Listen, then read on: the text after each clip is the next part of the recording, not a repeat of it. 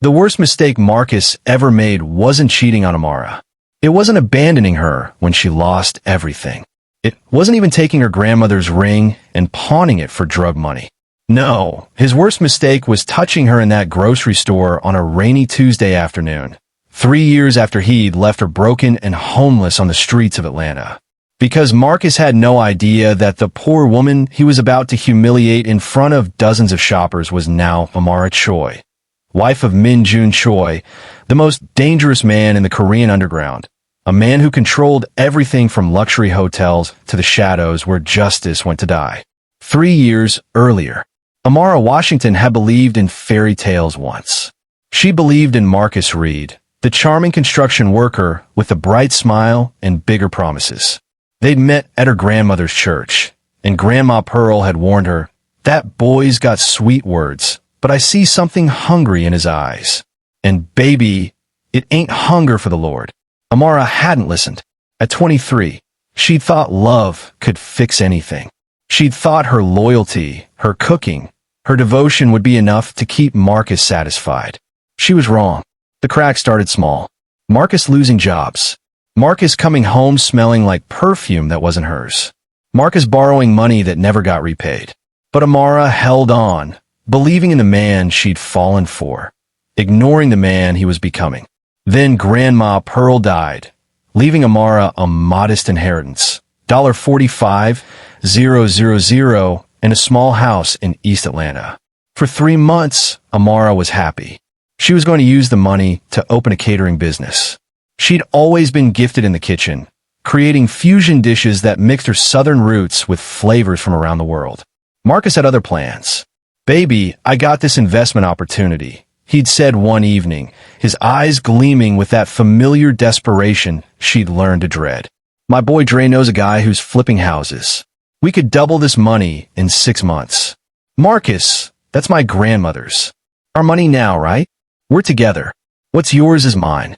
Against every instinct, against the voice in her head that sounded suspiciously like Grandma Pearl, Amara had transferred the money. Within 2 months, it was gone. Not invested, not flipped, smoked, snorted, and gambled away.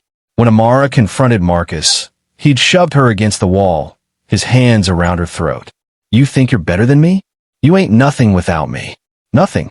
He'd left that night, taking her grandmother's engagement ring, a simple gold band with a small diamond that meant more than the world, and disappeared.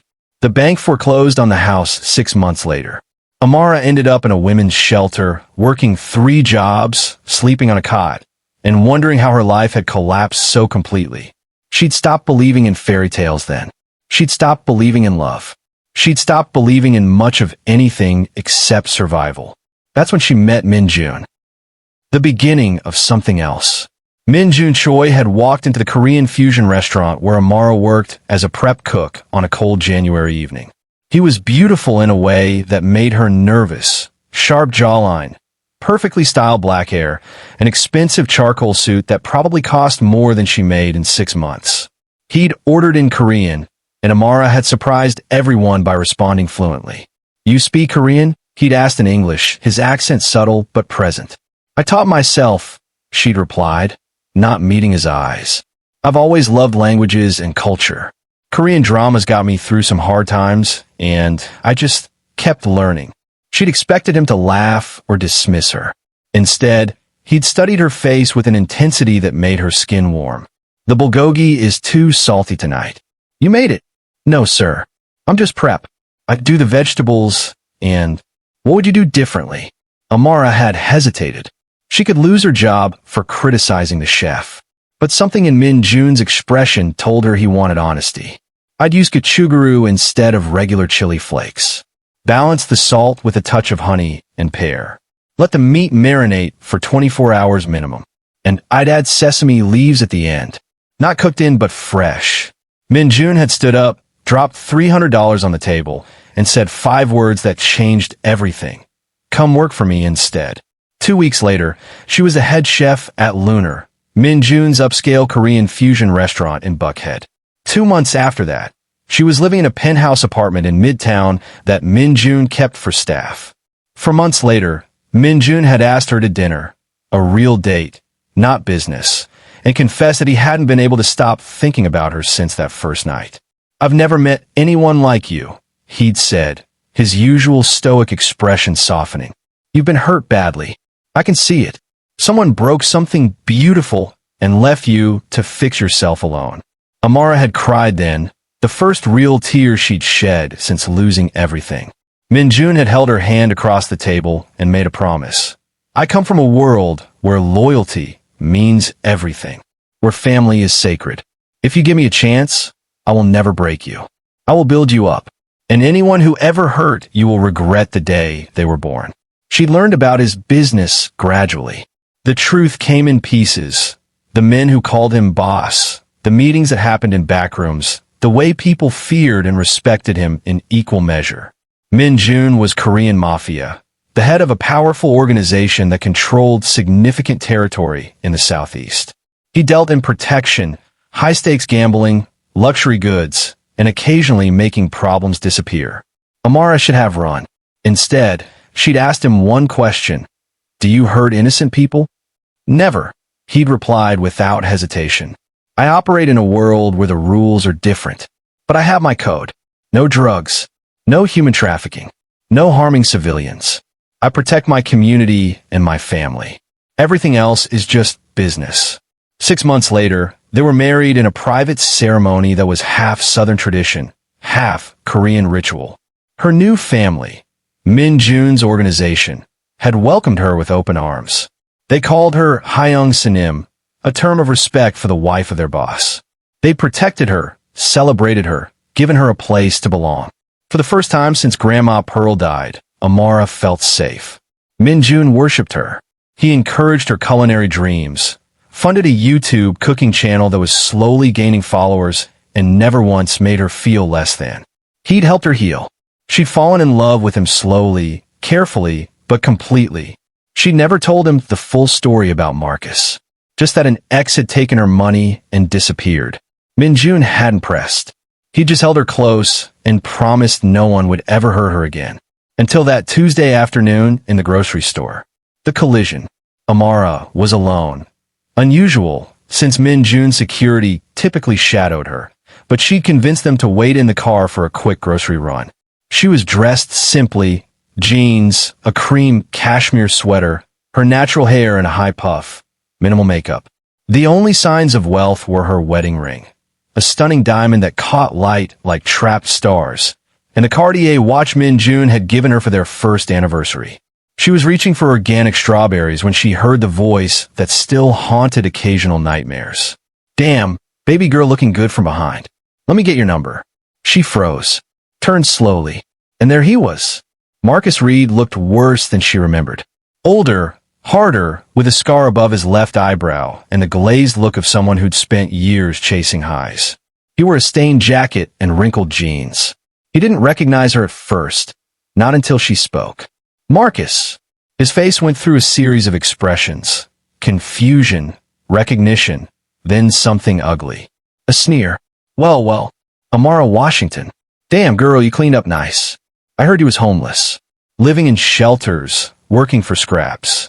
Amara's hands tightened on her shopping cart. "That was a long time ago. I need to go." She tried to move past him, but Marcus stepped in front of her cart, blocking her path. "Hold up. We got history. You can't even say hi properly? What? You too good for me now. I see that ring. You got yourself a new trick, huh? Some sucker paying your bills now." People were starting to stare. Amara kept her voice low, controlled. "Move, Marcus. We have nothing to say to each other." "Nothing to say? Bitch, you tried to ruin my life." His voice was rising now, attracting more attention. Calling my phone, crying and begging. Showing up at my mama's house. You was pathetic. That was a lie, and they both knew it. Amara had called twice, once to ask for her grandmother's ring back, once to tell him she'd forgiven him and hoped he'd find peace. She'd never begged, never showed up anywhere. But Marcus was rewriting history, playing victim for an audience. "You're embarrassing yourself," Amara said quietly. "Please move." "Embarrassing myself? You the one who gave me all your money like a damn fool. You was always stupid, Amara. Weak. Desperate.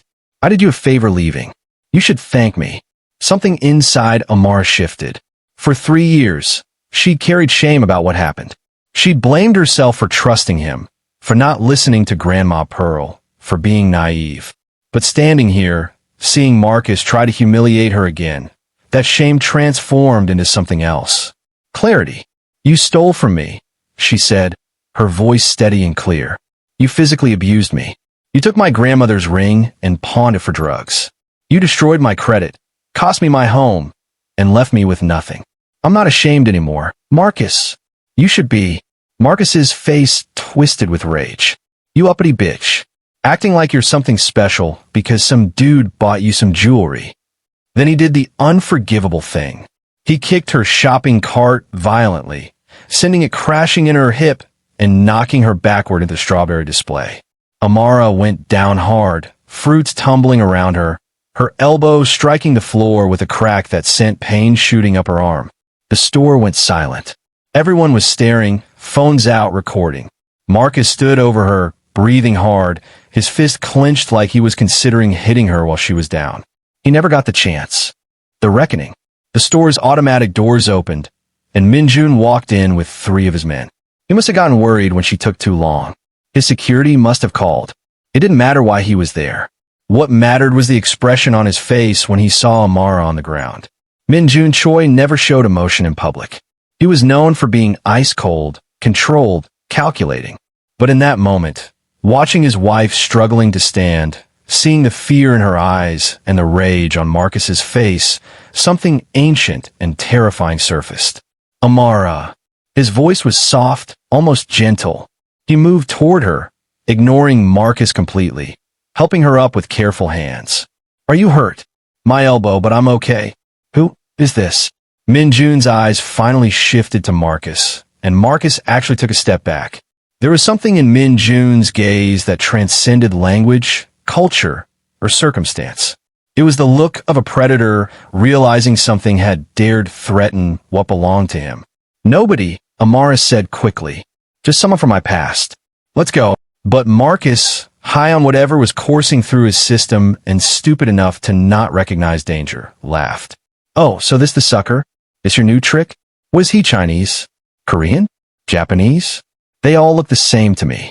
One of Minjun's men moved forward, but Minjun stopped him with a small hand gesture. What is your name? He asked Marcus in that soft, deadly voice. Why? What are you gonna do? You think you can intimidate me? I know Amara's broke ass. She ain't nothing. You probably just renting her for her. He didn't finish the sentence.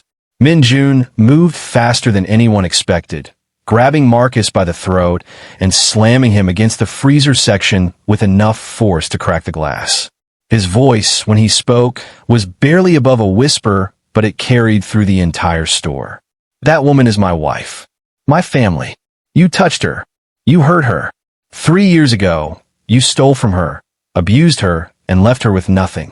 Minjun's accent thickened with rage. I know everything about you, Marcus Reed. The cocaine, the gambling debts, the restraining order from your last girlfriend, the warrant for unpaid child support.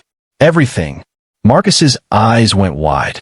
How do you? I know because I make it my business to know everything that concerns my family. What I didn't know was that you were the one who broke her.